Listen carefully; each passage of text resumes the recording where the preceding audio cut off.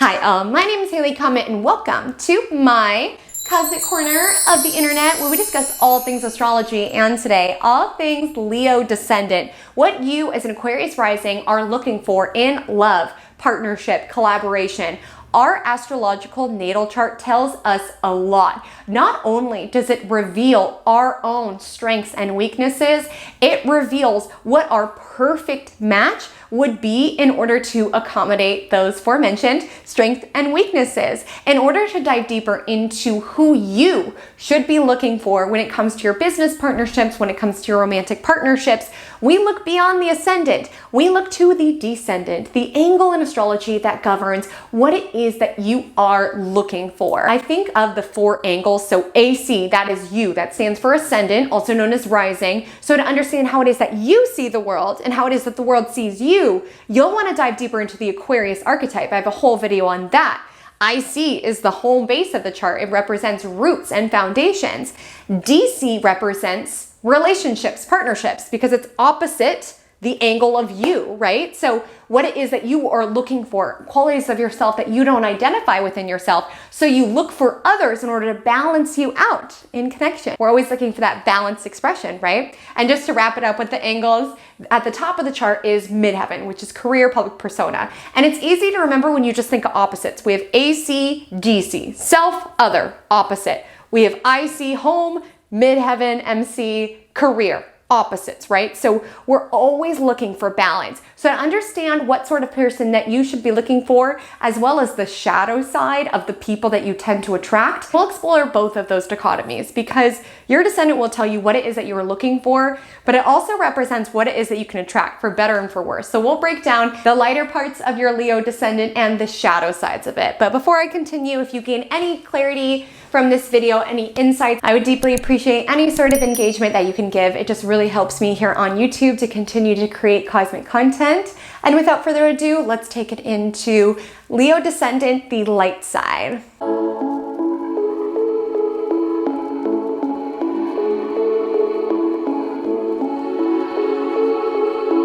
Okay, my love. So first things first, I'm not saying you have to go out and find a Leo.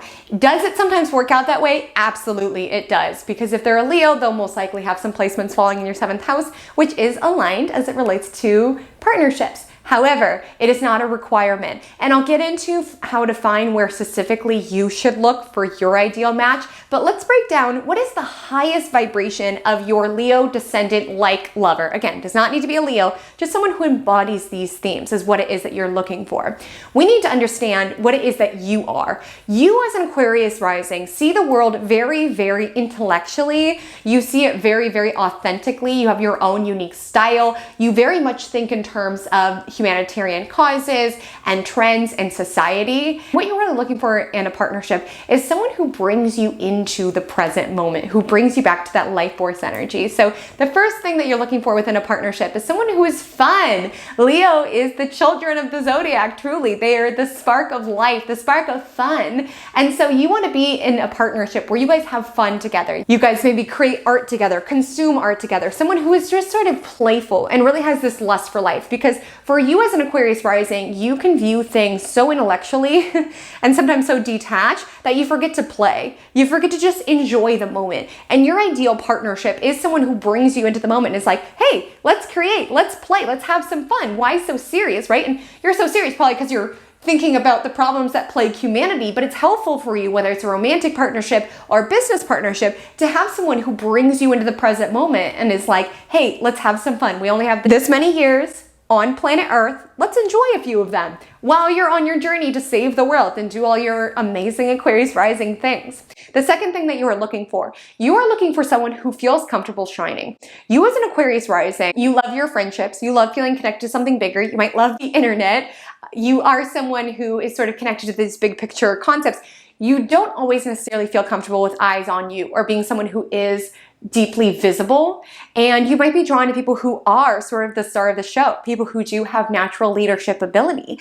And it should kind of help your confidence being with someone like that, who is able to shine unabashedly and doesn't worry about what people says, who just allows their own divine light force to be seen. Because you are the sign of humanity at large, I wouldn't say Aquarius is a deeply insecure sign, but you're very aware. You're aware of trends, you're aware of other people, that sometimes your own expression and your ability to shine and not worry about what people say gets lost in translation. So your ideal partnership is someone who reminds you to shine authentically, to allow your leadership glow to radiate from you. And the last thing that you are looking for in a connection is you're looking for someone who brings a little drama, okay? Like as an Aquarius rising, you process things very logically, intellectually. It's almost like sometimes when I think about this rising sign, it's almost like you might be someone who is deeply emotional, but it's almost like you have a lens or like a glass wall where you almost have to be detached in order to deal with it or not necessarily show it.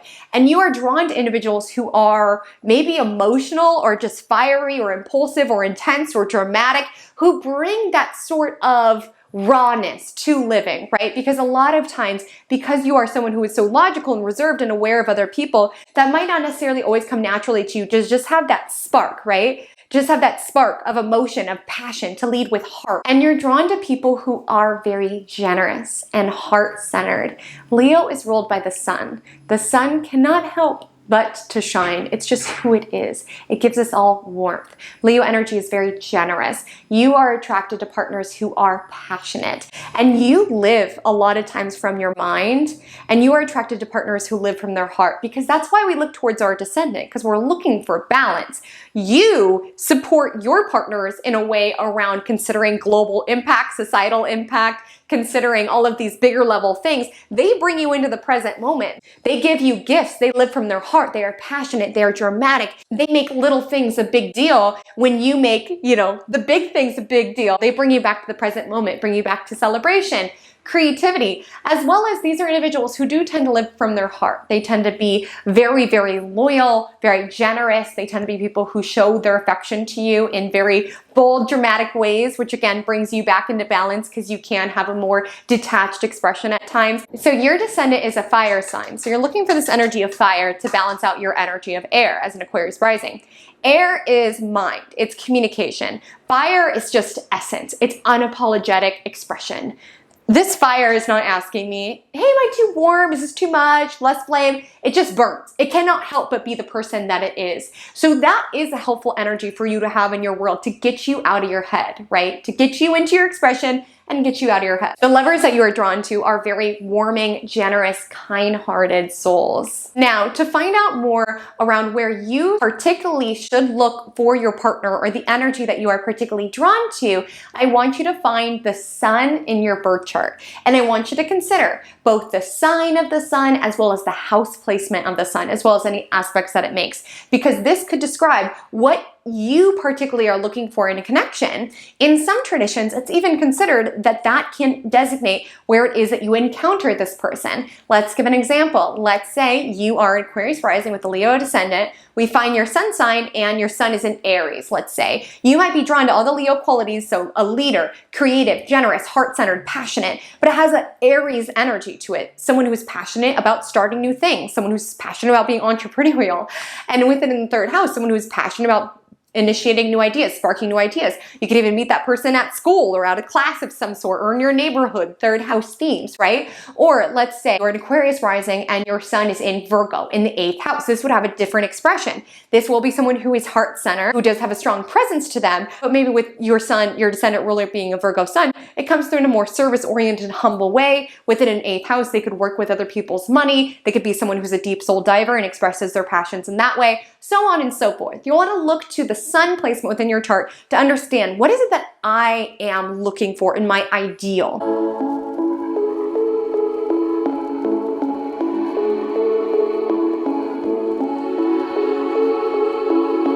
Okay, not all that glitters is gold, my love, and even the sun has a dark side. Let's talk about the shadow sides of the partners that you can attract, which is just important to keep in mind if you are someone who is dating or thinking about going into business with someone, these are some lower vibrational ways that your perfect match can show up. So just something to be mindful of. I want you to be mindful of people who are melodramatic. As I said, it is helpful to have that Leo energy as it allows you to make a bigger deal out of things, get comfortable with your anger and your sadness, and really allow your essence to be seen, allow you to be creative, allow yourself to, draw more of a spotlight on your life. But you can find that you are drawn towards partners who are a little too dramatic, who make everything feel like the end of the world, high highs, low lows, and it just could take a lot out of you. I just want you to be mindful of that. Hey loves, please forgive the interruption. Just a thought that I had while editing is also being cautious of partners who are entitled or snobby. Leo is the archetype of royalty, which is why it's such an energy that can embody this really heart-centered leadership role. However, in the inverse side of that, you can find that in connections you are drawn to people who think that they are better than other people or above other people, which you, as an Aquarius rising, the sign of humanity, that's simply not going to fly. And again, within these connections, we strive for balance. That is why we are drawn to our opposite. That is why we are drawn to our descendant. So being cautious of partners who truly feel that they are better than other people, that people should bow down to them like royalty. Secondly, sort of attached to that, I want you to be mindful of people who are egotistical and self-centered. Because the sun is in the center of the solar system, right? And Leo rules the sun, you can be drawn to partners who require a lot of attention, a lot of validation from you constantly. And it's like they feel like they're in the center of the solar system. So you could feel at times, because you're an Aquarius rising and you are so kind of intelligent and you see things from the bigger picture, it can feel very natural for you to allow your partner to take center stage within the connection. So if you're dating someone, being like, oh babe, you got a job offer and we have to move to Japan even though I love the job that I'm working in currently. Well, you're the star here, you're the leader, let's go with that. Like, I want you to remember your agency. Don't just allow that person to run the show. Yes, they will most likely be a natural leader of some sort, but I don't want them to be the center of the solar system in your business partnership or in your relationship. Remember your own needs. Relationships are a balance, right? So you're bringing that perspective to them and they're bringing that passion to you, but it needs to meet in the middle. They cannot be the star of the show and you the best supporting actor, right? That's not a true union. So be mindful of that. And you could have a tendency to be drawn to people like on the lighter end, people who are creative, who can't help but to create and to share their essence. But on the lower end, I do want you to be mindful of individuals who have a lot of pride, right? They don't want people to see the intricacies of your connection. Maybe they need to portray to everybody else that you guys have it all together, and that your marriage and your business partnership is the best thing and you guys have nothing wrong with yourself. Like, Leo energy can carry a lot of pride. And while this makes them very regal leaders, it can lead to their downfall in that they always feel like they need to project and be seen as this thing, which can be hard. It can lead to some cognitive dissonance when you're in the connection. You're like, okay, you're just posting on social media like we are gonna win marriage of the year, even though we're having all of these problems. Sometimes it can be challenging within these connections to be with someone who always needs to be competitive or almost just project this sort of essence or this sort of pride about themselves. Sometimes that can be challenging when you are someone who is an Aquarius rising, where it's like, logically, that there's a dissonance or disconnect here that can be hard to rectify to a degree. So my love, truly, even with the downsides of the individuals that you are drawn to, truly you are drawn to individuals who live and lead from their heart space. Individuals who are loyal. They go hard for you. They will give you everything. They will grant you space to ignite your own creativity, your own leadership ability, to remind you to shine, to remind you to live in your experience, invite more joy and play and excitement and creativity into your daily act of living. So my love, let me know what resonated below. My Instagram handle is @HaleyCometAstrology. My TikTok is the same. I'm slowly but surely making my way through the Descendant sign, so stay tuned if you are waiting for yours. And until we meet again, drink lots of water and stay cosmic.